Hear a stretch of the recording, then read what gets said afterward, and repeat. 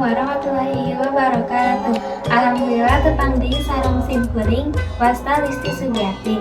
Kawit sakola ti SMP Negeri 3 Cileunyi, Kabupaten Bandung.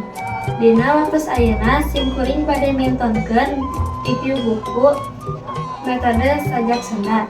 Judul buku Sudirman, Seorang Panglima Seorang Martir, karangan Agung Wijaya, diterbitkan ku PT Gramedia tahun 2012. Seueurna 160 halaman. Reviewerna simkuring Listi Sugiati. Jenderal Sudirman, pahlawan kemerdekaan. Sudirman Panglima Jenderal TNI anu gede kawanna, tarang ngalideun merjuangkeun tekad merdeka atawa pelaya. Kajeun musuh Walanda sakumaha reana, kajeun musuh kuat batan pasukanana, tapi Sudirman pantang ngejak sanajan satapa. Basa Walanda mangseg asup kayohya, salila 8 bulan anjeunna gerilya, asup kaluar leuweung dina tanduk.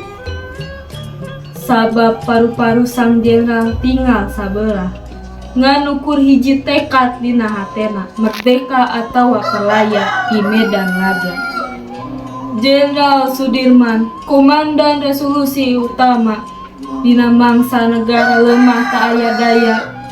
Anjeun anu taya kasieun, anjeun anu gede kawani, ajeun tetela anu dipikasieun. Kiwari ngan tinggal carita sajarah bangsa anu ageung, sangkan ngajaga nagara ulah lepas deui ku bangsa deungeun. Sakitu wae nu pihaturan dina raraga review buku metode sajak Sunda. Mugia katampi kalian bisa nyandak hikmah caritana. Insyaallah pandak deui dina review buku salajengna. Wassalamualaikum warahmatullahi wabarakatuh.